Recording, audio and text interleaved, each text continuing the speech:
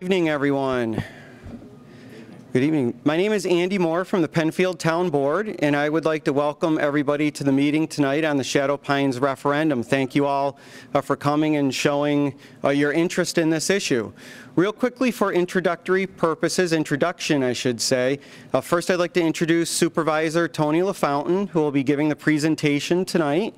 Also, Dave Renner from Penfield Community Television is here, and Phyllis Ely from the town's communications department is also present. Again, tonight's purpose is to talk about an informational meeting regarding the purchase of the Shadow Pines property. I'd like to go ahead and just real quickly review an agenda as we move through the meeting. This meeting will be, it's not a public forum, it's not a public hearing, I should say. It's an informational meeting where the town will provide factual-based information on the referendum process, what has been done in the past, what is currently being done, what is going to be done in the future, moving forward through the eventual election or the referendum vote. There will be a timeline presentation overview as part of the supervisor's overall presentation. We'll talk a little bit about the financial aspect of the referendum and the impact to residents and taxpayers. We'll also talk about the two propositions that will be on the referendum coming up here shortly. And then how to go about voting, what are some requirements, how can you vote, where can you vote, and so forth, and the time of the vote. Questions have been received in advance, so thank you for those that sent those in. Also, there's the ability to ask some questions tonight. We'd like anybody who's interested in asking any questions who have not provided those in advance. Dave Renner and Phyllis have some postcards, some 3x5s, 5x7s that you can fill out to write your question, and we'll make sure that we answer those questions here this evening. And then obviously a conclusion to the meeting. If anybody does need any additional information, you can always go to the town website, penfield.org, and there is a lot of information about the upcoming referendum there that can help answer any additional questions you have. I just real quickly want to go over some ground rules moving in for the next couple hours that we're here. Again, this is an informational meeting where the town's giving some basic information on the referendum to residents. There are a lot of residents that have asked about additional aspects of this project, have asked some very good questions, and want to be more informed, and that's the purpose of this particular session. I do ask that people just put your mobile phones or your smartphones on vibrate or turn them off. And more importantly, I think be respectful. Be respectful of any questions that are asked, even though they may not be what you agree with. Maybe they do, maybe they don't. Just be respectful. We want to have a civil meeting, and we want everybody to get as much information as they can in order to make an educated vote on the referendum. Be respectful of people, with their questions, the presentation. Again, we just ask that people understand this is an informational session. We're trying to get information out to the residents of the town, and we just ask for people to respect that. And again, this is not a debate. The purpose of this meeting is not to sit here and do the he said, she said, he said. It's strictly to help get information out to the residents of Penfield that have asked for it. Other than that, I'd like to turn over the presentation now to Town Supervisor Tony LaFountain. Thank you. Good evening to all. As we go through here, obviously on the slides, you can't pack all the information. So there are some bullets on the slides, and I'll speak to those particular items as well. And this presentation will be online and available for everyone as well. And one of the things that, thank you to Dave is that we want to make sure that we are so I apologize, I didn't have my mic on. Even though I had my outside voice, as my granddaughters would tell me, I didn't have my mic on. In addition to not only this presentation, but all of the documents that we've received, so some of the other documents that have recently come up online yesterday or today was the information as it related to the Phase 2 environmental study, and I'll get into that in a little bit more detail as we move through. So first off, I want to take just a minute and talk a little bit about the timeline. And again, the idea here is to provide information to everyone about what's taken place from the time that the Shadow Pines Golf Course closed in December of 2015, and we'll take you right up until tonight, and then right through until our vote the end of the month, February 27th, Tuesday, February 27th overall. So the property ended operations December 1st. One of the first things that the town board looked to do, and we had a lot of feedback, was to put a moratorium in place. And in fact, we did do that in March of 2016. And that moratorium was in place through March of 2017, the end of March 2017. The next thing that the board did was establish a committee, a moratorium committee, to go through and to take a look at the property, possible uses, those types of things. And that group was made up of a group of residents.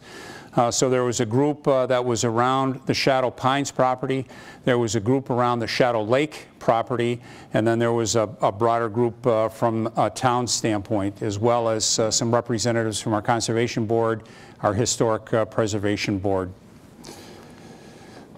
The next thing that occurred is that after many meetings with that committee, the committee came back with recommendations. And again, all of this information is online. So the recommendations that was put forth by the committee, that can be viewed in its entirety on the website at penfield.org. We received an appraisal. One of the things that the board talked about is that if we look at or consider purchasing this property, we have to do that based on an appraisal. One of the things that the town by law can't do is that we can't get into a bidding war. So if a particular piece of property is valued at $1 million and the town offers $1 million, that's as high as they can go. If someone else comes along and says, I offer 1.2 million, the town can't say, we offer 1.3 million. We can only go up to the appraised value. The only caveat to that is that the seller could have their own independent appraisal. The town could have their independent appraisal. And if one was at 1.1 and one was at 1 million, you could split the difference. So that's the only way, again, by law, that you could in fact do that. The town board believed that the right thing to do once we hit March of 2017 was to extend the moratorium. We did do that. The moratorium is currently in place through March, the end of March of 2018. So in March, we did receive a letter of intent that from Dolomite expressing interest to sell Shadow Pines to the town. And there was a caveat. The caveat was it was all cash, no bond referendum, no financing contingency. And so one of the things that the town did and said is we went back and said we can't do that. We don't have $3.3 million lying around that we can just go out and buy that piece of property.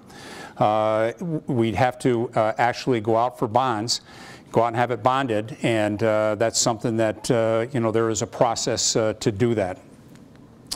As we went through, we responded by saying that the no financing contingency does not work because we do have to hold a public referendum, and we documented that fact with the seller that we needed to have a public referendum. They responded back to us to say they're not willing to postpone the sale for a bond referendum, and they need a drop-dead date for the sale, is what they asked of the town. We responded to say that we would be willing to look to hold a referendum on election day, so this past election day, November 7th, and if the vote was affirmative, we would then purchase the property, within 20+ days, again, based on going to bond market, selling the bonds, and being able to get the cash in hand. There was a series of email exchanges between the town regarding the process. And then we received, we actually sent Dolomite Oldcastle an email saying that we really are quite interested in pursuing this, but we haven't heard much from you. And we just want to let you know that we're still interested to have discussions and negotiations. So Dolomite submitted a revised letter of intent for purchase and sale that came in September, and it allowed for the purchase contingent upon obtaining finance and provided that the town closed on the property before January 31st, 2018. And very specific to say they did not want any extensions on that timeline. We went back to them and essentially said that's an impossible deadline. It doesn't allow us enough time to comply with the legal requirements for a bond referendum and to obtain the monies and to close.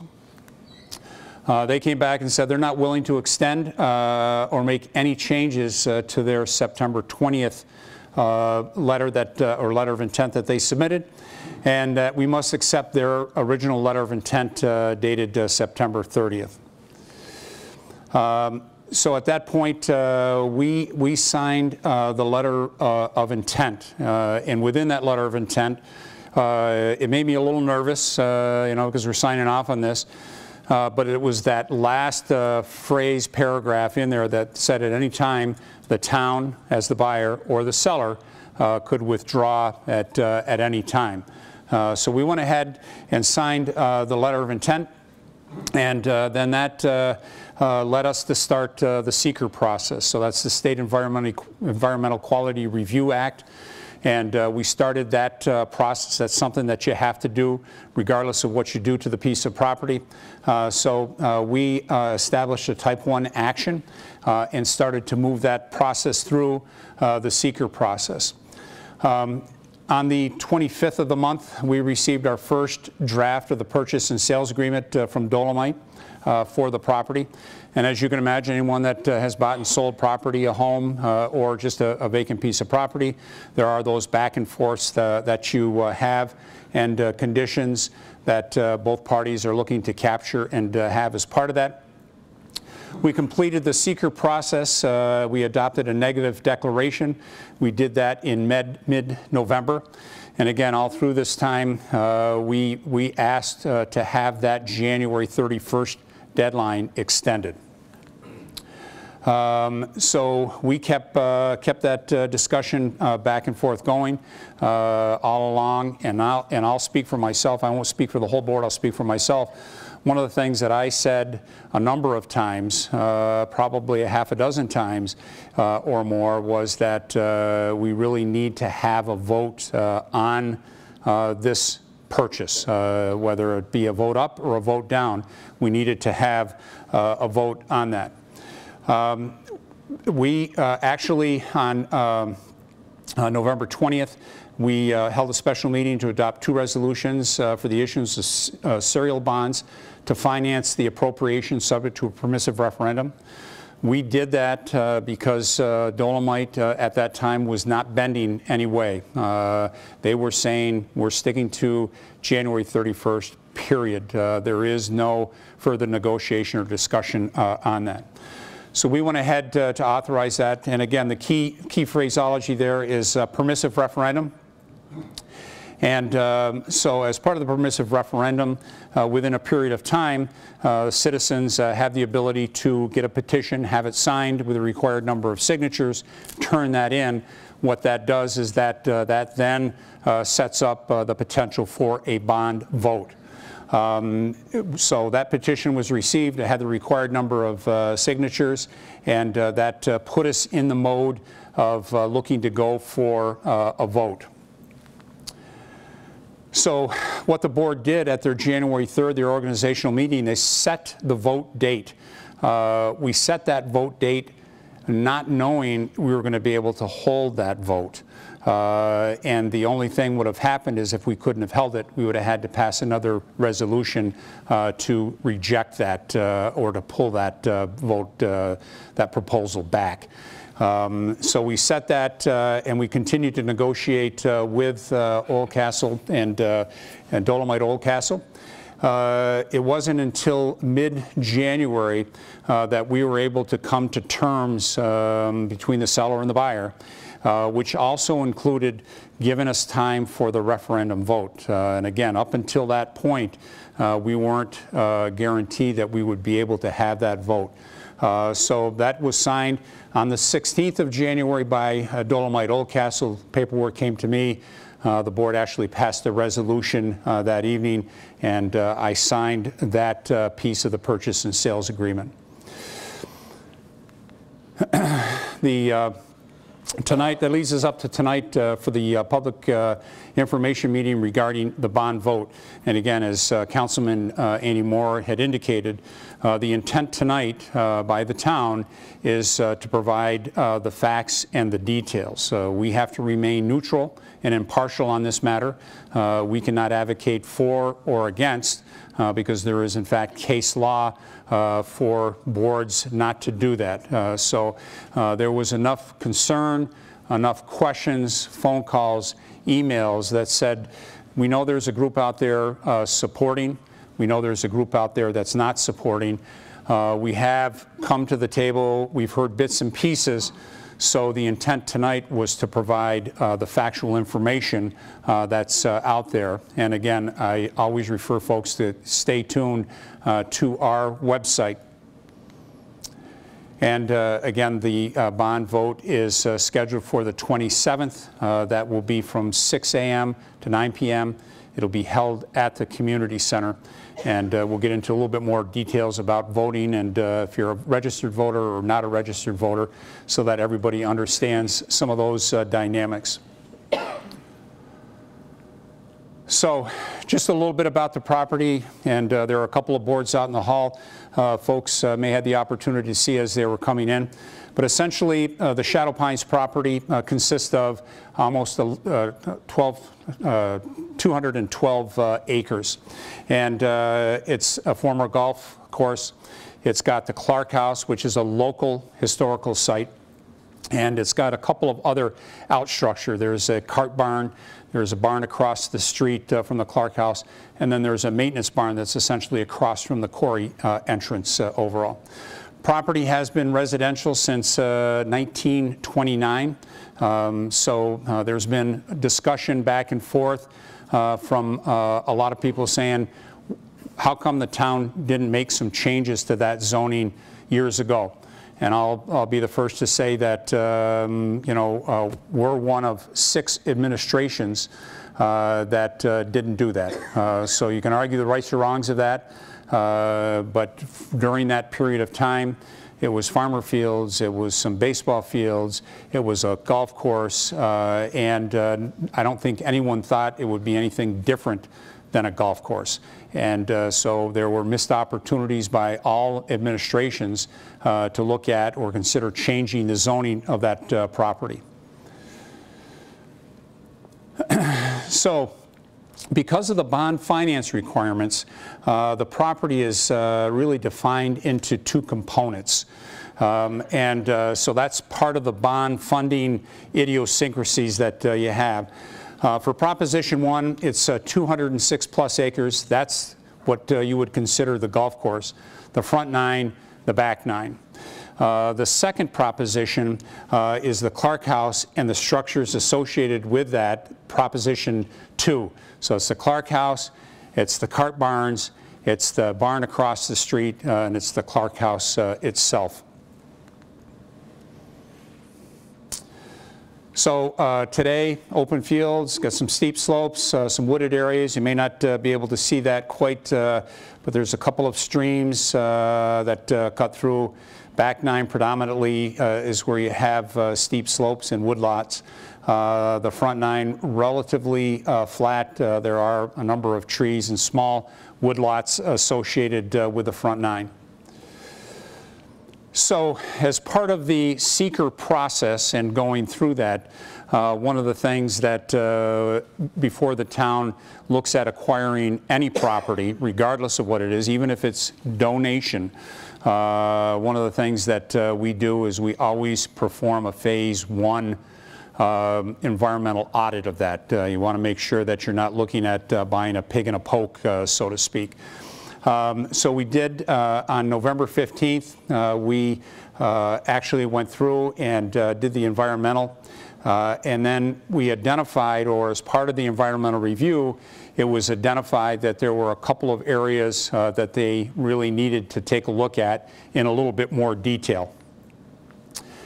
So our phase 2 reports came in here on the 5th and the 8th, for pesticides and then asbestos and lead. And so from a pesticide standpoint, soil samples were taken front 9 and back 9 at a number of different locations. We predominantly took a look at greens and teas because you would think that the greens and teas would receive the most pesticides because that's the area that you want to really make pop for the golfers. They're the areas that keep the greenest, and those are the areas that potentially could be the hottest overall. The other area was around the barns to make sure that, especially the maintenance barn, they had some chemicals in that location. They had oil and other fuels and petroleum-based products, and we wanted to check to make sure that there were no concerns or issues there. So the soil sample showed that concentration significantly lower than residential standards, which is appropriate for passive and active recreation on the site. The asbestos came back. There are some ceiling in the patio area and the windows of the Clark house, and some of the windows on the maintenance barn have some signs of asbestos. And then the lead, the paint in various locations of the Clark house. There are some limited amount on the maintenance barn windows, and some that was detected on the old barn exterior foundation. So the barn, if you take a look at it from the front, is somewhat ground level. On the sides and the back, you see it's the concrete stone masonry, and over the years that was in fact painted. So nothing in the reports that came back, and again, those reports are online. Anyone that would like to go into a lot more detail about those certainly can take a look at that. So one of the discussions certainly that currently is going on, with our attorneys and the seller's attorneys is it so bad, or is there any considerations for anything around price? And what I'll say to you now, because it is such a small area overall, my guess is that you've got a building that was built in 1830 something, and you would expect to find lead in the paint of that particular building. So as long as you're not remodeling, cutting it, ripping it apart, and things like that, there is not any concerns. Obviously, if any work were to be done, you have to follow the normal standards for asbestos abatement, lead abatement, and things like that.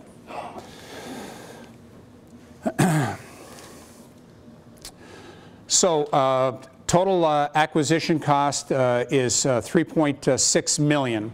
So 3.350, that's the price of the land and the Clark house. And then there is $300,000 for what I will call, the legal, the survey, the environmental work that's done, the closing, the bonding, and any other financials associated with going out for bond funding. As of Friday, the town has spent $78,000 of that $300,000.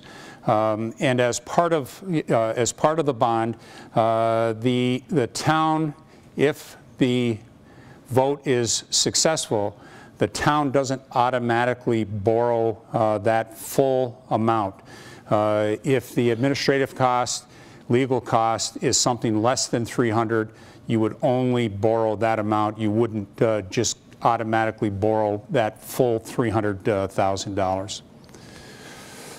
So how it breaks out is that, again, with Proposition 1, the land, 206 acres, that's $3.15 million.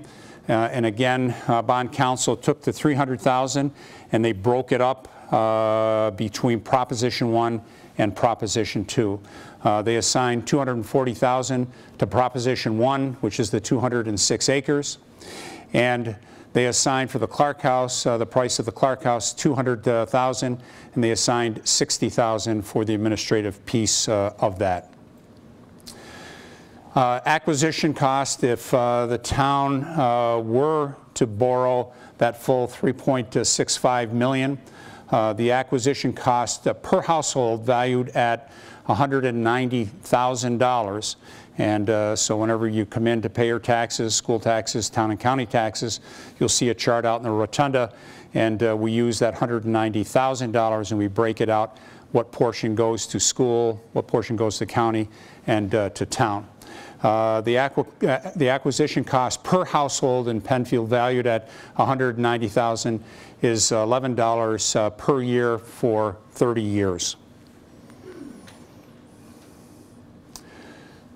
One of the items that have come up is that what are the financials potentially to the town short term? And the financials are that if the town were to acquire the property on an annual basis, so things like mowing and plowing around the Clark House in that area, the insurance and the utilities, and we actually reached out to the seller to get what they spent for RG&E for the last 2 years and what that average was for the last 2 years. We believe that our carrying cost short term will be less than $30,000. Insurance, snow plowing, lawn mowing, as well as all of the utilities. Long term, the annual cost of maintenance and ownership will be based on, what is the future land use decisions. And so as you can imagine, I was talking to a couple earlier before we started, we've had anything from a 211 acre butterfly garden to all the way up to dog parks and ball fields and field houses and community centers and libraries and soapbox car track and Cornell Cooperative Extension for an educational facility. So as you can imagine, there has been a lot of interest, and I will say we've had a number of folks interested in acquiring or leasing the Clark House for a restaurant, a brew pub, barn weddings, and all of those types of things. So again, whatever is ultimately decided on for that property will have a bearing on what those overall costs, not only for the cost of development, but then the cost of ongoing operations. So the propositions, so it's really because of bonding requirements, not the purchase agreement or purchasing requirements. There are the two propositions to finance the purchase. And so the reason for that is that Proposition 1, that's the land, the residual land for the golf course itself, that can be actually bonded for a 30-year period. The Clark House and the land associated with the Clark House can only be bonded for 15 years. So hence why there is that difference and why the two propositions. So when Oldcastle Dolomite talked about selling the property, one of the discussions we had was, could we look to split the property? Could the town purchase the land and not purchase the Clark House. While we have an interest in local history and it's a local historical site, you know, the town is not in the business of running a restaurant or anything like that. So we asked, they came back and they said it's an all or nothing. You either buy it all or you buy nothing. That's how we've got it set up, and that's how we plan on selling the property, whether it's to the town or anybody else. The bonding finance terms requires a vote on 2 propositions. So those of you that are going to vote for or against the propositions, there are 2 propositions, and again out in the hall you'll see those propositions exactly how they will appear on the ballot on the 27th of February. So the vote will be held again the 27th. It will be at the community center. It'll be the 1 polling location. There won't be multiple polling locations. 6 a.m. to 9 p.m. There will be 8 machines available. We've got 20 election inspectors coming in to manage and control the flow, make it as quick as possible for folks to get in. And I'm sure we'll have security in our parking lot to facilitate traffic, because we got normal business hours for library, for our senior citizens, for our recreation, and for courts. So we'll have to make sure that, and there's some overlap with those, so we'll make sure that there is as smooth sailing as possible. So to vote, you must, there must be 4 things that happen. 1, you got to be a U.S. citizen. 2, you have to live in Penfield for at least 30 days prior to the vote. You have to be at least 18 years old as of February 27th, and you have to be a registered voter. So that's that other piece, is you have to be a registered voter. So if you're not a registered voter, we will be holding a board of registration here tomorrow. So if you're not registered, or you have some friends, family members that are not registered, they can come to the town hall tomorrow, right in the rotunda, 12 noon to 6 p.m., and they will get anyone registered. The Board of Elections will come and pick that information up tomorrow evening after it closes. They'll take it down and enter that data into their books.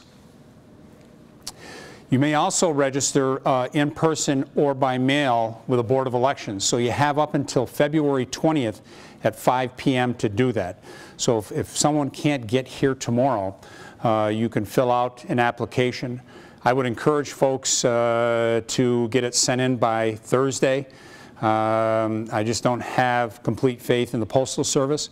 And if you get it put in on Friday, Monday's a holiday, so it's President's Day, so there's no mail, and the Board of Election is closed. So to be on the safe side, get it in the mail by Thursday. And you can go right up until the 20th at 5 p.m. You can go right into the Board of Elections downtown at 39 West Main Street and present your application. They will then, the next couple of days, load all of that information into their database. They'll make a run on Friday. That will be the roll that will be used on the 27th. Absentee balloting, that's available, again, if you're going to be out of the county, or if there's an illness, or if we have someone disabled, or in the military. So the Board of Elections actually ran all of what they call the PI, permanently ill, or the MI, the military individuals. They ran all of those for Penfield several weeks ago. We mailed all of those absentee ballots out to them so that they had that. And that's consistent with what the Board of Elections does.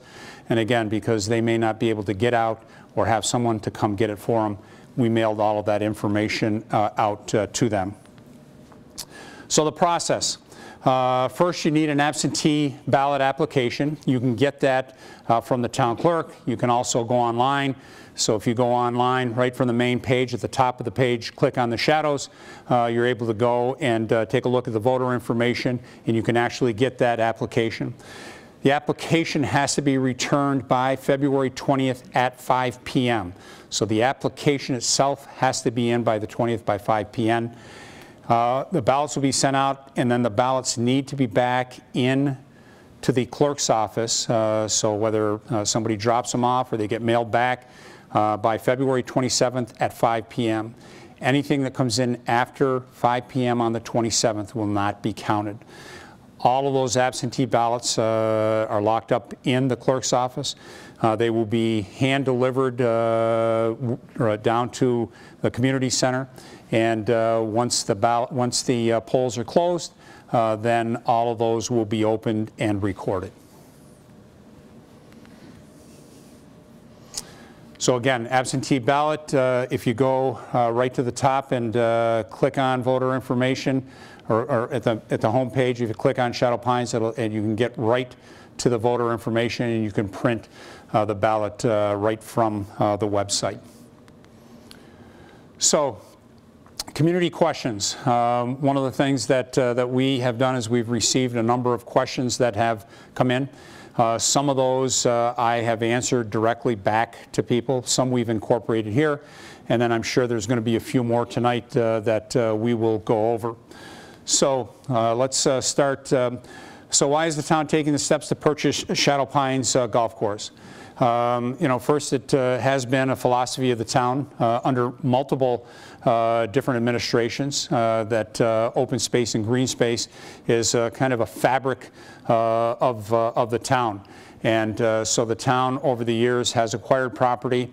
We held a bond vote in 2002, and again, the town board believed that this was the right thing to do to move forward with the acquisition. As the town grows, so does the need for green space and also for general municipal buildings in the community, like the library, community center, and things like that. So I'll use our community center for example. Our community center, the building and the parking lot, that is all the land that we own.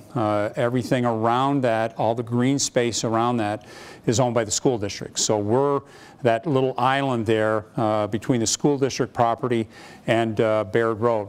And so if anyone has been into the library has done a great job. But again, those facilities are facilities that, while they're supporting the needs of the community today, as we look at 5, 10, 20 years from now, there is going to be potentially more need for that. And again, that's one of the things that the town board talked about. Recommendations from the moratorium committee and residents with strong interest to preserve the 212 acres in West Penfield for future public and governmental uses. That was, again, it was a piece of property that has been green, farmland, and a golf course for decades. And the feeling was that this is something that we should look to pursue. What do we plan to do with the property? So, as I indicated earlier, a final plan has not been decided. The potential future land may include things like combination of green space, passive and active recreational uses, general municipal uses such as community centers, library, lodge, other public facilities. And again, the town will engage a group of residents to take a look at that and make recommendations back. Again, if there is a positive vote, then we'll be looking to do that and get that information back. Also, the 2020 comprehensive plan, we'll be looking for input and feedback from that group. It'll be another group that could provide some additional information. If the town does buy the land, excuse me, will residents be allowed to access the property? So initially, passive and active recreation, cross-country skiing, hiking will be allowed on certain parts of the property. So certainly we want to be protective of the streams, the steep slopes, any of those sensitive areas. If the town does buy the land, could part of it be sold to another government or private entity? So possibly. Again, the town and the town board at this time, if we were to acquire the property, we do not have any specific plans to sell any portions of the property. Now, one of the questions that came in today, and after we had put this together, was could the bus garage for the school district be included as part of this property? And the easy answer is yes, it could. That's something certainly that the school district would have to have an interest, and the town would have to get together to have conversations. So it is possible, but again, at this time, if the town were to acquire the property, there are no specific plans. So this issue about alienation and what does it mean and how does that impact and what have you.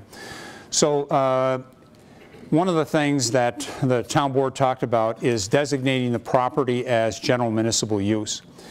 If you designate the property in its entirety as parkland, then it falls under this alienation. And as part of the alienation, parkland alienation bill, anything that you proposed to do with that property in the future would require state legislature approval and the governor's approval.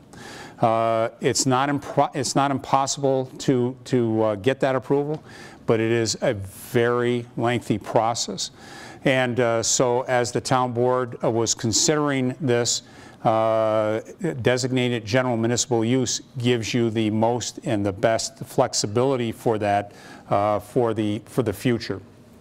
And if anybody is interested more in alienation, on the website, New York State, Google parkland alienation, Google that. This wonderful 75-page manual comes up as to how you can go through and work through that whole process. It's very, very interesting reading, to say the least. If the town does not buy the land, you know, what are the short and long-term overall implications for that property? So certainly the seller would be able to look at selling the property to somebody else, whomever that may be. And currently it's zoned R120 single family. And so that would be something they could look to sell to another developer or to a developer, and to have the developer, you know, build that out however they saw fit. Could be single family homes, could be 55 plus, or it could be a senior community as different options that could take place. And then the number of homes that could be built would really depend upon layout, topography, and environmental sensitivities of the property. And lastly, you know, the town certainly retains the right to rezone property and the right to approve any development proposal that comes in to the town. So what are some of the other permitted uses in R120 today? So it could be churches or other religious facilities, healthcare, senior living, schools, libraries, daycare, municipal buildings, cemeteries, horse stables, playgrounds, pools, athletic fields, and a number of other related uses. So a number of questions have come in. Is that what is the impact to the central school district in school taxes? So at our last town board meeting, we had a number of residents and from both groups, those supporting the acquisition, those not supporting the acquisition, asked if I would reach out to the school district to see if they would be here tonight. I did do that. I did speak with Superintendent Putnam. Superintendent Putnam is on his way to a superintendent's conference, but what he did say is that he would welcome an email, and his email, if you go to Penfield Central School District, you can click on and the email goes directly to him. He said he would welcome emails from anyone on any questions about school district and impact of development and things like that. So I did look to reach out, but they could not send anyone here this evening. And so my answer is just very straightforward. It really is a school district matter. So if you got specific questions as if you build one home or 200 homes or senior homes or anything like that, what is the impact? That really needs to be addressed to the school district. So how much is the town receiving in tax revenue for Shadow Pines property, and how will that revenue be replaced in the future? So today, Shadow Pines pays less than $40,000 a year in total taxes. So they pay less than $40,000, 8% of all the taxes collected come to the town of Penfield. So the way it breaks down is that approximately 68% of taxes collected go to the school district. You have 8% to the town, and then the rest goes to the county, about 24%. And so that's how the breakdown is. So to give you an idea, quick math, that works out to be about $3,200 is what that exposure is to the town in the current taxes that they pay. So how do you replace that? The town, for the past 3 years, we've averaged growth of 1.8%, and so certainly as part of that growth, that has provided some income to the town, and that would be something that would be used to offset, again, if the town were to acquire the property. So what would be the estimated tax revenue to the town if the property is developed into approximately 200 home development? And again, these are questions that came in, so you can substitute 200 for 150 or 250 or whatever you like. A house valued at $250,000 would bring in approximately $9,500 in total tax revenue on an annual basis. And again, we get 8% of that. So if you do some quick math, 200 houses, approximately 1.9 million annually, 8% or approximately 152,000 is what the town's share is. But you know, certainly there is, you know, some other factors. So, you know, the town is proposing to go out and purchase the property, and so we're not able to borrow money for free, and you know, that's money that we have to borrow, and they kind of expect that we pay that back. You know, so that, you know, that's a component of that as well. What additional infrastructure costs would the town be to the town to support a housing development of 200 lots? So whenever there is a development that comes into the town, our town staff, our town boards, you know, take a look at that. They take a look at availability of things like roads and sewers and things like that. You know, we certainly do share, and the school district does interface with the town about what's going on by way of development, because the town is made up of 65% Penfield, the other 35% Webster. There's another little piece of Pittsford, but essentially those are the two majors. And the school district are constantly back and forth with us, so that they kind of keep a finger on the pulse of what's going on, what's the development, you know, what's the ratio of commercial versus residential, because again, you know, they need that for planning purposes, so they know when to make upgrades to schools, add on to classrooms, build new schools, you know, those types of things. But from a developer standpoint, they would have to make sure that there was ample sewers and storm and sanitary sewers, any roadway improvements, any of those types of things. They tend to fall directly to the developer to upgrade or offset some of those. So if the sewer isn't big enough and they have to run a parallel line, that is something that is their responsibility, not ours. Our responsibility comes when they turn it over to us. So they build it, they turn it over to us, then we maintain it for life, so to speak. And so if there's breaks or any other issues, operation and maintenance, and those things are all addressed by the town. So what's the hierarchy of the roads in that area? So kind of an interesting piece of property, because Atlantic Avenue is New York State DOT, Whalen Road is the County of Monroe, Clark, Huntington Meadow is the town of Penfield. And then all of the intersections are controlled by different people. So even though it's a county-state intersection at Whalen and Atlantic, the highest jurisdiction is responsible for that intersection. So state of New York has Whalen and Atlantic. If you take a look at Whalen and Clark Road, the county is higher than the town. They control that intersection. The town controls the intersection of Huntington Meadows and Clark Road. So that's kind of the hierarchy of how that, how the road systems. And then as a matter of practice, you know, we take traffic counts and we do studies.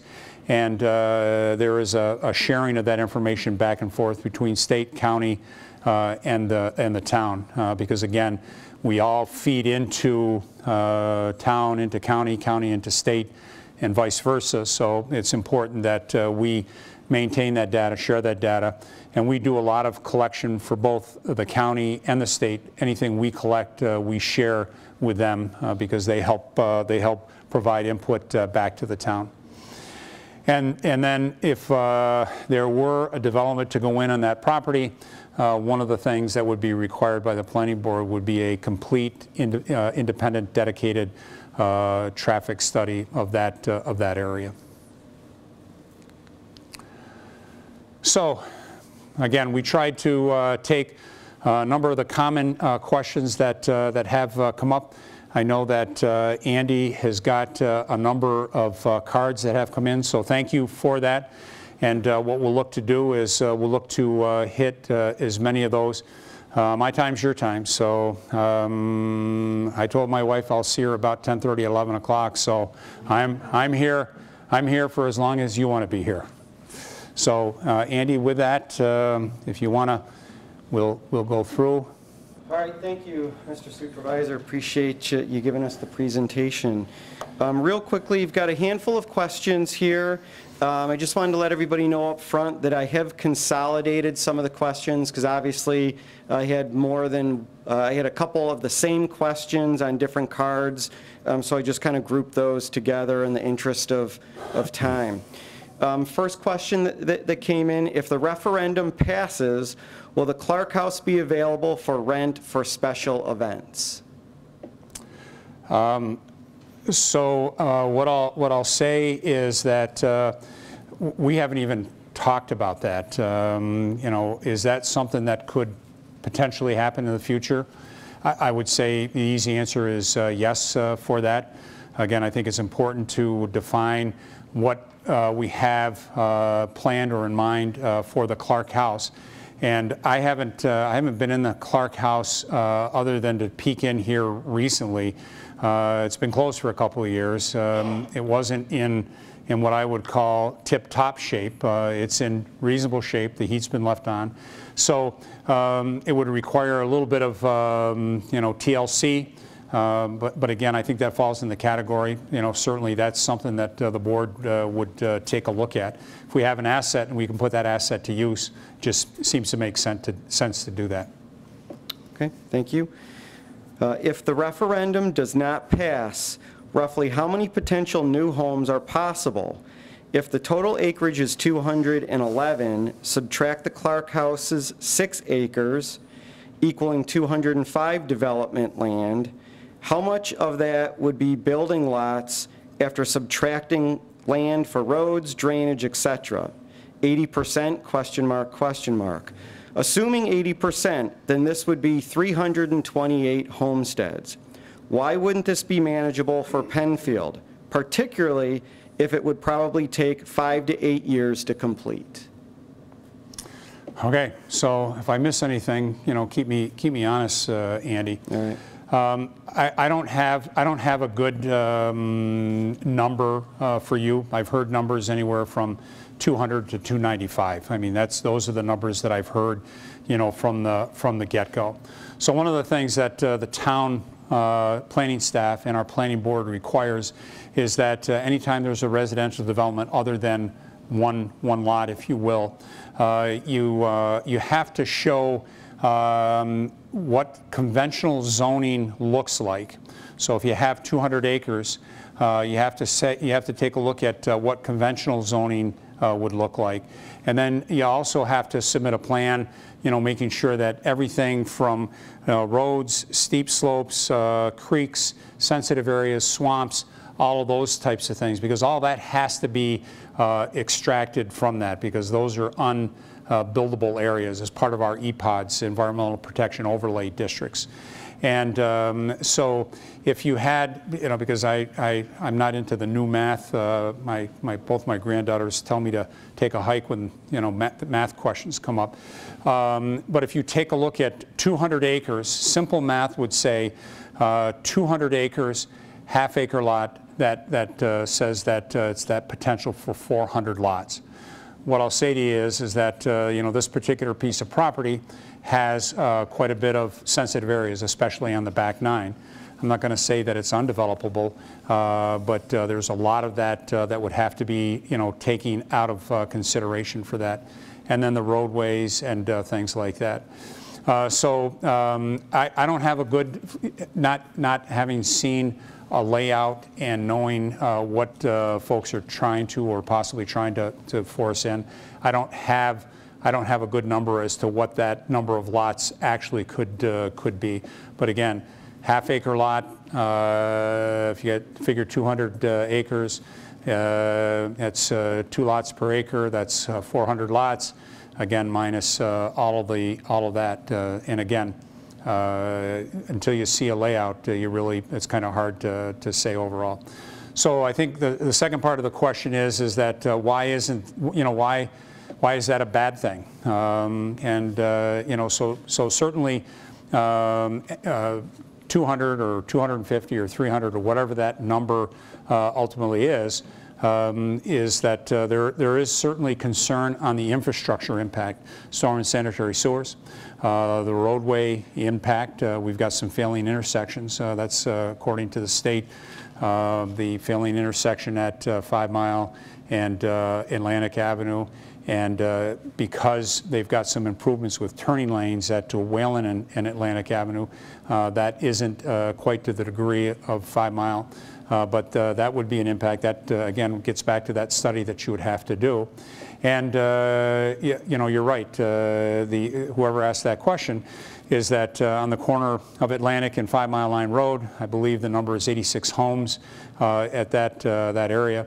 I think it's going to take them about 3 years. They believe they'll be done all of the homes by the end of 2018. So it was about a 3-year project to do roughly 86. So I mean, if you use that simple math, scale that up. So if there were 200 homes, that might suggest that it could take 6 years or 7 years to do that. I think the concern that a lot of folks have raised, and certainly town has raised, is that what is the impact on the infrastructure?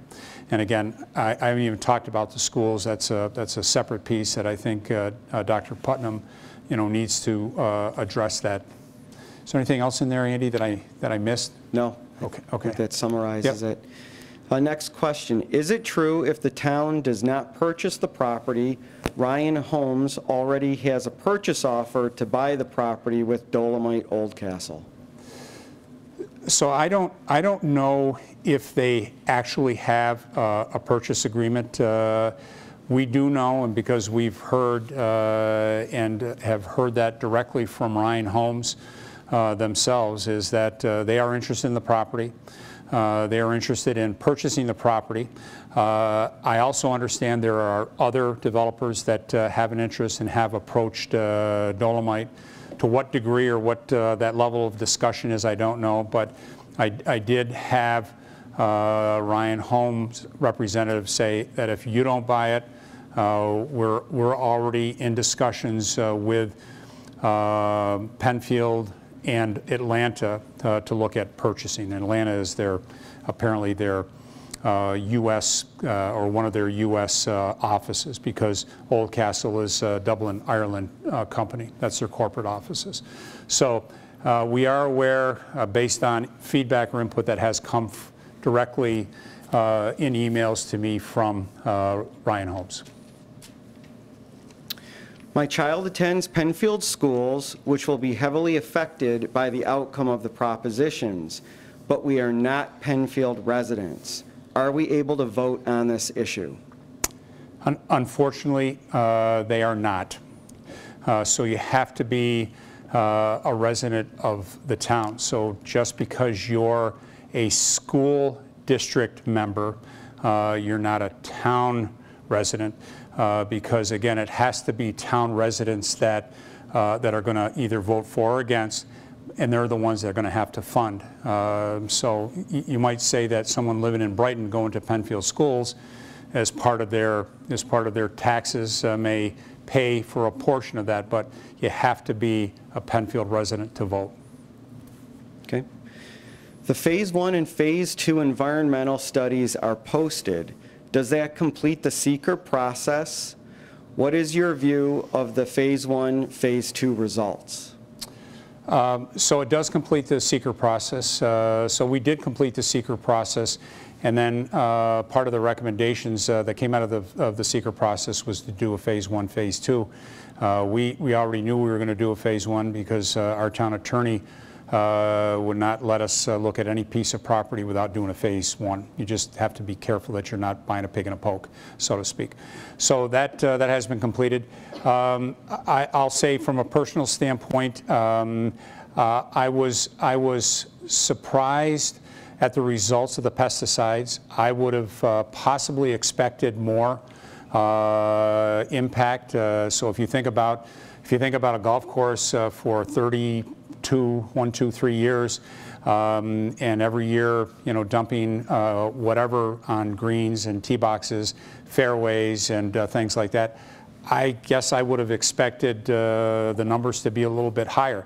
So that was a surprise to me, and then the asbestos and the lead did not surprise me. In fact, again, I would have expected that it might even be more asbestos or more lead. Again, you have an 1830s building that I don't venture to guess how many times that's been painted, but I'm guessing there is lead in that paint, and asbestos in the caulk around the windows and some things like that. So neither one of those, they came back. Actually, I was again surprised that they were as low as it was overall. So I still think Phase 1, Phase 2 is definitely something that has to be done regardless, because I just think it's just good business practice to know what's there.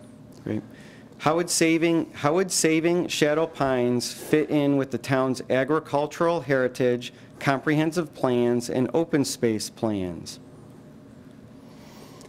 So as I mentioned on one of my slides, certainly Penfield has a very rich agricultural heritage. We can see that by going a half a mile to the east, you get to 250, and you take a look at the land that is east of 250. I think overall, again, I think the town has done a very good job under multiple administrations. And of looking to acquire property, maintain property, and set aside property for future generations. So, I mean, I believe that the town has done a very admirable job overall, looking to manage open space and green space across the town. Is there likely to be more traffic congestion in that part of Penfield if 255 houses are built on Shadow Pines? So I think, certainly the easy answer is yes. I mean, so it really comes down to, what potential degree. So if it's single-family homes, you got 2 people working, you've got kids in school, there is that level. If you had senior housing, senior housing or 55 plus, maybe not everybody is working, they're not coming and going to work at the same time as everybody else, and things like that. That impact could be less.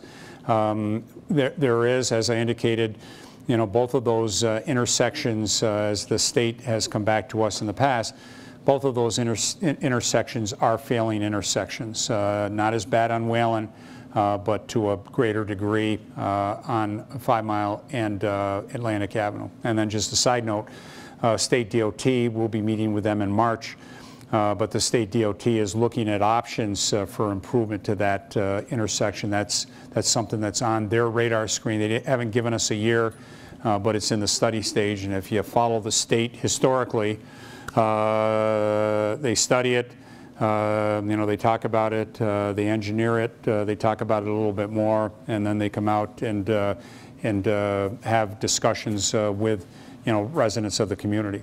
I will tell you that as part of the state's discussion, based on what they shared with us in March of 2017, they are looking at turning lanes. They're also looking at a roundabout. So that's part of their plans that they're going to be reviewing, And at some point, again, probably not in 18, but in 1920, we may see more details on options for that intersection. I understand the 2002 open space bond debt, which was about $40 per taxpayer household, will soon be retired.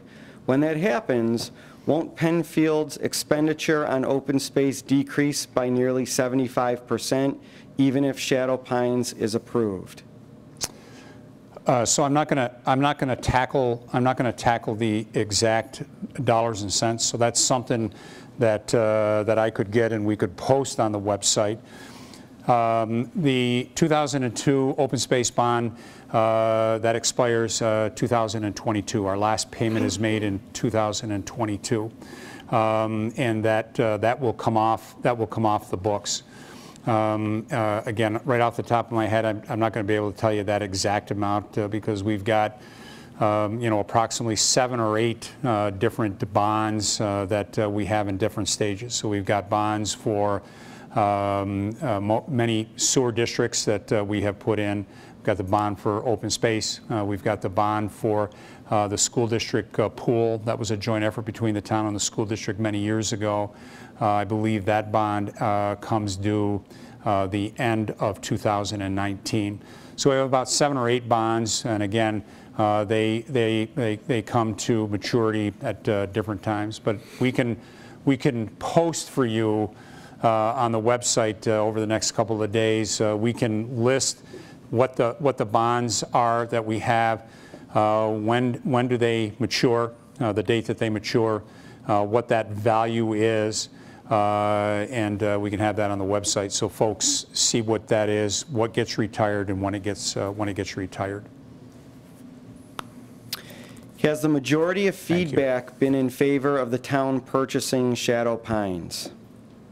I'm sorry, I'm going to ask, I was giving Phyllis a thumbs up because I looked over and she captured that question, and I just wanted to make sure I didn't have to remember it because that'd be a tough sell between now and tomorrow morning at 9 o'clock. So thank you, Phyllis. So Andy, I apologize. No, Next question. Has the majority of feedback been in favor of the town purchasing Shadow Pines? I don't have any statistical data, so I don't have hard numbers. I can say that I have had, the inquiries I've had, more have been in favor of versus not in favor of. So if that, again, I don't have hard numbers. I don't have the statistical data that Tim Murphy might say, have those hard numbers. I can only go by emails, phone calls, different events that I've been to in Penfield. Folks are not shy about saying I'm for it, and folks are not shy about saying I'm against it. How would saving Shadow Pines fit in with the following? The moratorium committee's recommendations, Dolomite's DEC filings pertaining to the land use in this area.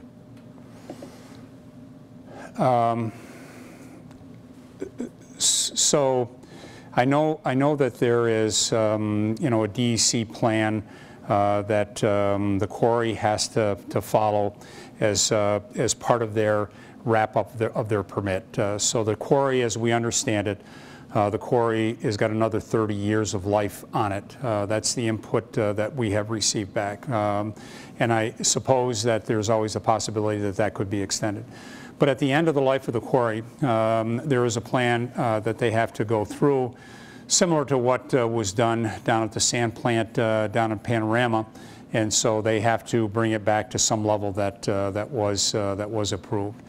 As it relates to the Shadow Pines property, again, if the town were to acquire it, the uses that would be planned, I think would essentially complement what might be done with the closing of the quarry. Again, that's 30-plus years away, and each year or every few years they have to update their plan. But I would say that use of Shadow Pines and use of Shadow Lake would complement I think what is intended for that final use of that property. Are you aware of any development plans for Shadow Pines other than the 255 home plan shown to the school district? The only thing I'm aware of is that, as I said, multiple developers have reached out to Dolomite. Dolomite has shared that with us, that they have had conversations with multiple people. I've only heard of the interest that Ryan Holmes has. My guess is that other developers would have similar interest by way of single family. And again, single family could be single family residents with families, could be 55 plus, it could be senior living.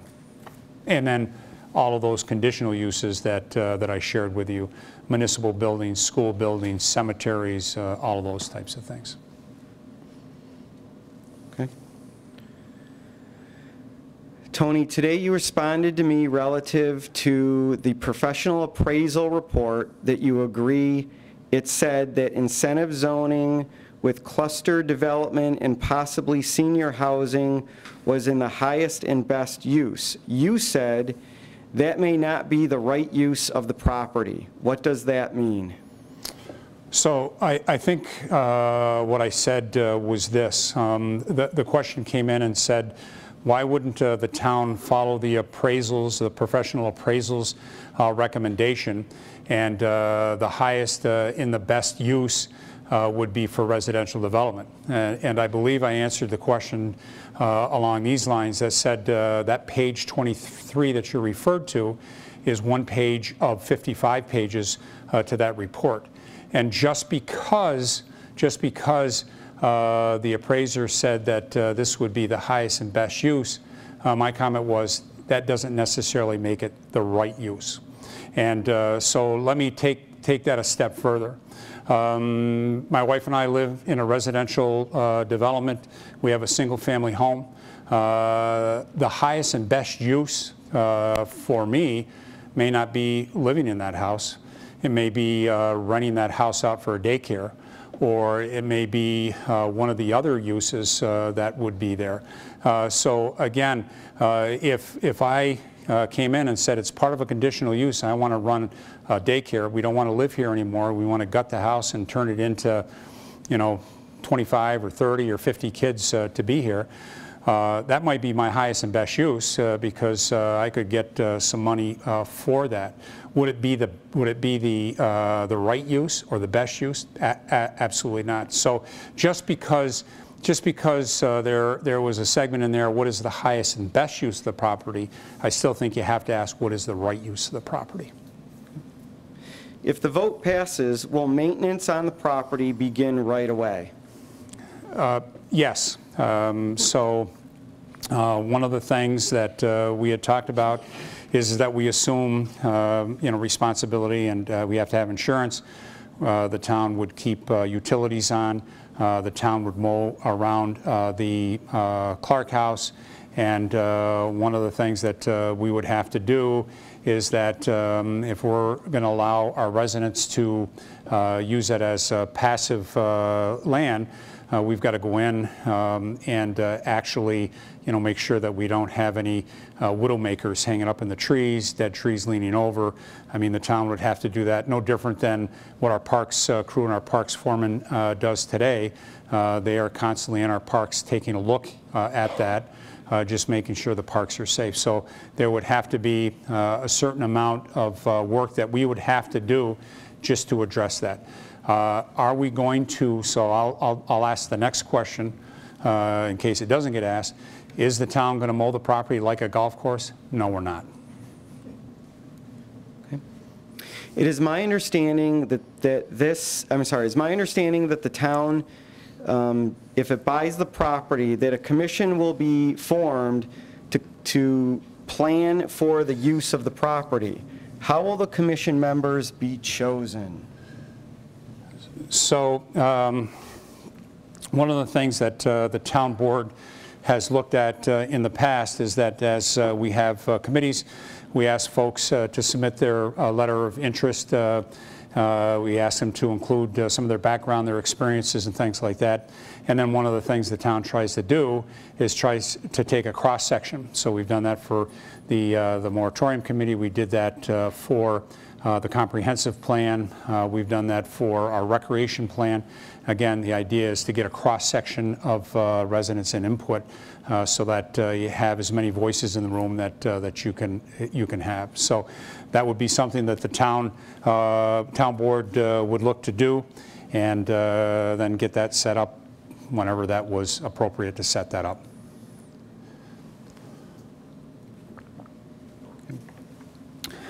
What is the plan for enhancing roads to handle substantially increased traffic in and around western Penfield for traffic flow and safety for residents near and beyond Shadow Pines property?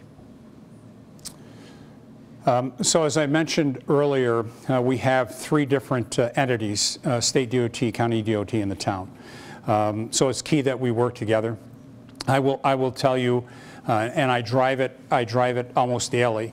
So that segment of Atlantic Avenue, if I go from Baird Road to Route 250, is like a washboard. It is like a washboard.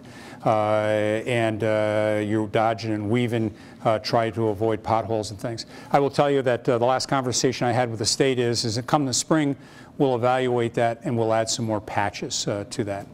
So I guess my point is that right now I am not aware of any major work that's being planned in that area other than what I referred to at 5 Mile and Atlantic Avenue, where they're looking over the next couple of years to do something to that intersection. I'm not aware of anything else that's going on. There is a small project that will start up in Empire Boulevard this year. It'll be a milling of Empire, essentially from the expressway all the way to the town line of Webster and everything in between. So a good portion of that is the town of Penfield. That'll be milled, that'll be dressed up and cleaned and repaved. So, but again, short of that, I'm not aware of anything. Typically the county will come to the town because the county does not do a lot of their own road work. They contract that out. And so Penfield does do work for the county, and we try to do as much of the work in the town. We try to do some work outside the town because that also gives us the opportunity to get some additional revenue in. But the county has not come out with anything at this point, so I'm not aware of anything from a county at this moment. The state is studying the intersection. They're going to do some work in Empire Boulevard, and the rest of the things you're going to see are going to be patches. You know, patch a pothole, probably not much more than that. Their last 2 big jobs, they did Penfield Road. They spent a total of $10 million. 1 year, 2 years, 3 years ago, they repaved it essentially from Philbrook Park out to the county line. And then the year before, they did the concrete work, and then last year they tidied some things up. But there are no additional plans that I'm aware of today. Okay. The current purchase-sale agreement shows a 200-foot buffer zone along Whalen and Clark roads, and no development is allowed in the 200-foot buffer zone. Would the 200-foot buffer be required if the property is sold for development? So as I understand it, the 200-foot was something that was a carryover from the Odenbachs to Old Castle Dolomite. And so when the Odenbach family sold the quarries and the golf courses, they also sold the Dolomite name that went to Old Castle. And so right now, that 200-foot strip that was put in place acts as a buffer, and I believe that it was intended that if the property was sold for development, it was an additional 200 feet that was a buffer area to any potential homes or senior or 55 plus to the quarry itself. So if you take a look at the map that's in the hallway, And if you're not familiar with a quarry, I mean, the quarry, essentially the confines of the quarry are Whalen Road on the west and in the south, Atlantic Avenue on the north, and 5 Mile Line Road on the east. Now, there are a few homes on the east side on 5 Mile Line Road. A few of them are owned by Dolomite Old Castle. But if you take a look at the quarry and you take a look at you know, the actual quarry layout, you know, those walls are pretty close to those roadways or to the back of those homes. And I think the intent, again, I think the intent of the 200 buffer or the 200 strip was to provide a buffer to any development that would go in that area down the road. If the vote is in negative, what happens to the land, and how can the town control or regulate future development? So in one of my slides, we talked about if it was a no vote, you know, the moratorium is in place until March 30th of 2018. So certainly the town could look at extending the moratorium. We have to be able to demonstrate to the state why we're extending that moratorium. The state just doesn't allow you to just keep re-upping it year after year after year. There has to be some demonstrated reason, progress, whatever the case is. So the moratorium could be extended. The property could be, and the town has looked at options for rezoning that property. So there are a number of things that would come into play if there was a no vote. Town reassessed the golf course. Now it's assessed approximately 1/4 the original cost. Why should we pay $3.65 million? Well, I guess that's something that everybody's going to have to come to, you know, grips with themselves, whether they support or they don't support that. So currently the property is assessed. I think it's less than $1 million of what the current assessment is, and it's assessed pretty much as vacant land. Again, as the assessment goes down, you know, so do the taxes go down. So they're paying less than $40K. Again, you know, everybody here and those watching on PCTV and the residents will have to decide, you know, is it in our best interest to vote and support the purchase or not support the purchase? Okay. If the town approves the vote and the town owns the property, it is possible that some or all of the land could be sold for private development. So what I'll say to you, and I think I don't want to speak for Andy Moore or any of our board members, but I think I can safely say that the discussion that the board has is if it's a favorable vote, the town is not in the development business. We're not looking to purchase the land, turn around, and then start to parcel and market the property. We'll build a 7-Eleven here, we'll build senior housing there, we'll do this, we'll do that. I will say that the one thing the board has talked about is that, again, the Clark House, separate piece of property. That's something that the town, you know, is really going to have to take a look at to decide what's in the best interest of that property. Historically, it has been used as a restaurant, so that is an option that could continue on. The town could sell that. The town could lease that. But again, right now, the town and the town board does not have any plans to become private developers. I don't think that kind of fits with our mission. On a long-term issue that will affect the next generations, when the quarry is done, would the space on the Whalen Road side be available if the town buys the land? So there are really two different issues. I mean, if the town receives a favorable vote and the town owns it, and then the quarry comes to an end, the seller at that time could do a lot of things. What I could share with you is that when they shut down the sand plant down in Panorama, they put that out for auction. When they put it out for auction, no one bid on that property. They had a minimum bid of $800,000. Nobody came forward, no private resident, no commercial development, nothing.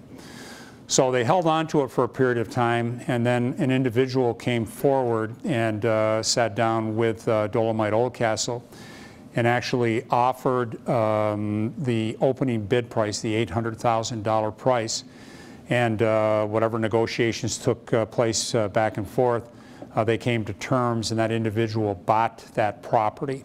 That property, as we understand it, her intent is to use it as a single-family home. So that's about 130 plus or minus acres. It's got about an 80-acre lake on the property. It's got some steep slopes. It abuts Ellison Park to the west. So that person is using it as a single family. When the quarry comes to an end, you know, I'm sure that the owner, if they're not pulling big rocks out and crushing them up to make little rocks to make a lot of money, my guess is they're going to look to do something with that, whether they sell it, they donate it, whatever it is.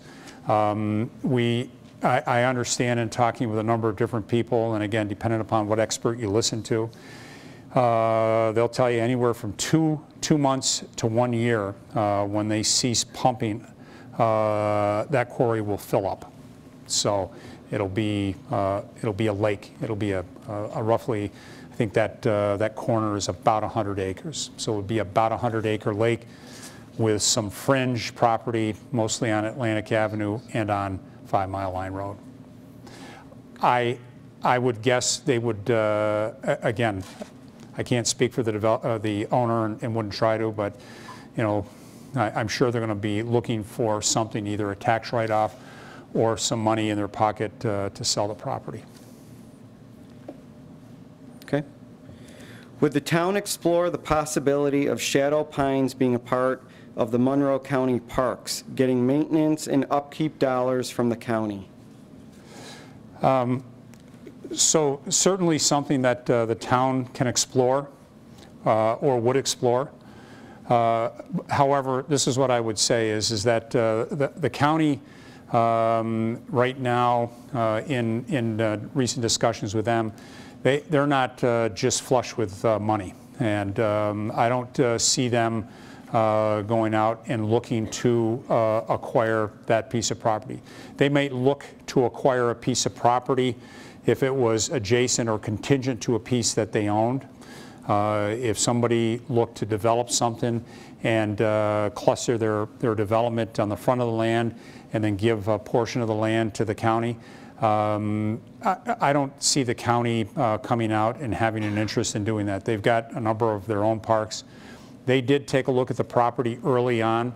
They actually, the group that was trying to sell all three properties, Greystone, Shadow Lake, Shadow Pines, they were trying to sell them as golf courses.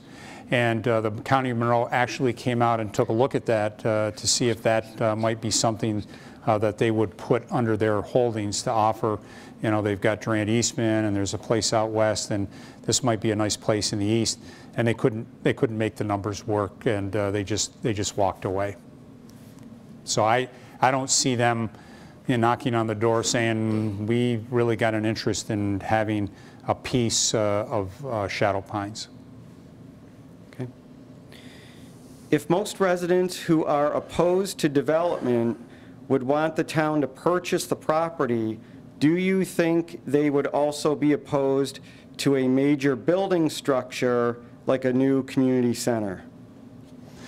You know, I'm sure, you know, there are individuals that you know, want to make sure, you know, government spending is the lowest it can be, and as long as there's adequate roads and what I call the basic needs, you flush your toilet, it doesn't back up in your basement, and you're not being flooded out by drainage, and you can get to and from work and the roads are plowed. I think there are a number of residents that believe that that's really all that you need to do. So I would say that there is a group that you know, may vote against, and if by chance, this were approved and something came up for development, whatever that is, there is that potential or high likelihood that they might vote against that as well. So, I mean, that's just part of it. And one of the commitments that I know that the town board has made is that if the town were successful to get the property, anything that we would do in the future that would require any large expenditures, building a building, anything like that, would require public information meetings, would require a bond vote in the residents, and then whoever was in office at that time would have to, sell that, and if they believed that that was in the best interest for the community, and then the community would come out and do their up or down vote. And sometimes those votes, I've been around to see some of those votes be positive, and I've been around to see some of those votes be negative. I mean, that's just, it depends upon a lot of factors. What's the condition of the economy? What is your spread in your community? Do you have, is it something that for recreation that you got a lot of young families that are interested in? Is it a senior citizen that you have some seniors interested in? So I think it really depends upon what you might bring forward, would depend upon what the vote is. Property taxes generally do not cover the average cost of Penfield education.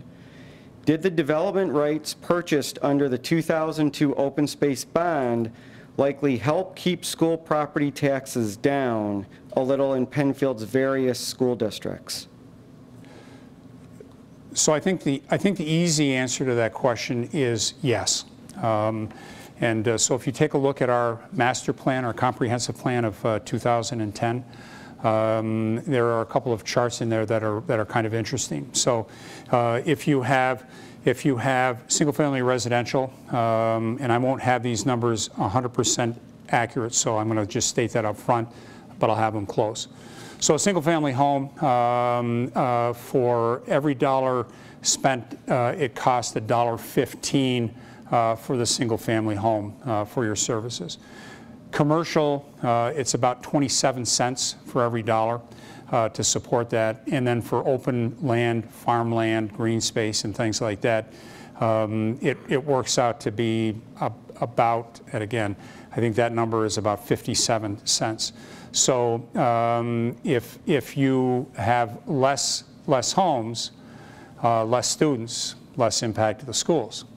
If you have more vacant land, more green space, acquisition and maintenance of that isn't free, and so that gets picked up by the residents. They pay for that. So if you mow it every day, that's a higher cost than if you cut it twice a year. So there is a cost associated with open space or vacant land. It isn't always 100% zero cost. Again, depending upon what they use. Rothfuss Park, we cut that once a week so kids can play soccer and other activities up at that park. If you go to Sherwood Fields out in East Penfield, we do what we call a wander mowing, and we mow about 1/3 of that a year. So again, the cost of each one of those are different depending upon to what degree. Please explain the town's appraisal report, page 23, that concludes, it is the appraiser's opinion that the highest and best use of the land would be for development of residential subdivision with a strong emphasis on the town's incentive zoning program to attain the best scenario for both the developer and the town. Explain incentive zoning program. So first, the first part of that question I think I addressed, and again, the highest and best use may not, in this case, the appraisal said the highest and best use would be single-family residential. Again, one might argue, while it's the highest and best, is it the right use?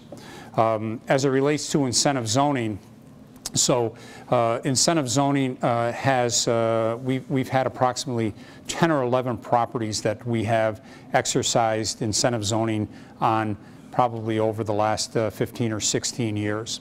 As part of that, it could be something as simple that, if I'm allowed to develop, if the property would support 20 homes, if I were allowed to develop 25 homes, you know, and I give you this incentive, I give you money for drainage work, I give you money for a lodge, you know, would you consider looking at that? So there's been a lot of discussion about incentive zoning. Most recently, you know, it's that discussion about pay to play, so to speak. So if I can get 20, but I really want 25 lots, if I give you $100,000 to fix the ditch or to fix a shelter, I get that additional 25 homes. That adds more value to me. I'm giving you a little bit to fix something that you might not have the money to fix up. So a couple of incentive zonings that I've been involved with the board. One of the things that we've discussed is it really has to be in the best interest of the town. So a lot of times they'll want to do something right close to the property that they're looking to develop. And one of the things our board has said is that it really has to benefit the greater community overall. You know, something more from a public works, a drainage, a sewer, a roadway, and things like that. But I will say that this town board, I think it's been 5 or 6 years or more since we've looked at any incentive zoning. And I think this board's approach is that, you know what, this is what it's zoned for, build it that way. And if you don't want to build it that way, or you can't build it that way, that's fine. You know, sometime down the road, somebody else will come in and say, okay, it's for single-family homes, and I'll build the single-family homes. But the incentive zoning piece, I think, has gotten a lot of play about this pay-to-play, and I think a lot of groups and communities and organizations have said, you know what, you know, build to zone and not play those games. Please talk a little more on the makeup of the Moratorium Advisory Committee. You mentioned something about it was made up of residents in the area of Shadow Lake, Shadow Pines. Why only these areas? So I said early, when the board put that group together, I think originally there were 23 or 24 members, and we had one member drop out due to an illness. But what the board took a look at is that the moratorium was really focused on Shadow Lake and Shadow Pines. So the thing that the board wanted to do is wanted to have a representative group from the Shadow Pines area, a representative group from the Shadow Lake area, and then to have some other residents that indicated an interest for that. And so I think one of the questions that I've seen come in that I have not personally answered, but it was, you know, if I take a look, if I go the way the crow flies, about 2/3 of the people live within 1.2 miles, I think is the number that they use, is within 1.2 miles, and they didn't believe that that was truly a representative number. So again, that's how the town board laid it out. You've got some folks that'll agree with you, some folks that'll disagree with you. I respect that. A day doesn't go by where I don't you know, get criticized for doing this or that. And so that was the decision the board made. That was the makeup of the group. That also included school district, historic preservation board, conservation board members on that. And Tony, I'd also like to mention that the committee comprised, I think, about 21 members. There were 10 members of that committee that did not live in the vicinity surrounding the Shadow Pines or Shadow Lake property. So 10 members of that committee were not in the general vicinity of that property, of the two properties. Yeah, I think the, you know, so I think the distinction is that as the crow flies, you know, it was more concentrated in and around that area, you know, versus, you know, half the people coming from East Penfield or North Penfield. But okay. If the vote is negative, what options does the town have? Will the moratorium be extended? So again, I think I touched on that earlier. You know, I think the town board would be looking at all the options. We've been having conversations on rezoning and been having those conversations now for a couple of months. We'll take a look at extension of moratorium. Again, you got to have a reason and a purpose as to why you're doing that. So I think there are a number of different options that the town will take a look at, again, if there is a no vote. Okay. That really concludes the questions. There you go. There's one more. From the comfort of my home and maybe a cold beverage at my side.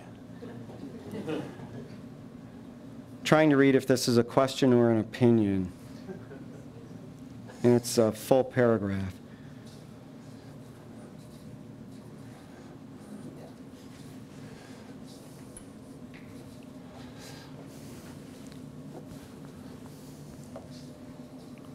Well, this is more of a statement than it is a question, quite honestly. Okay. Okay. That concludes. I think we got a couple more cards coming your way.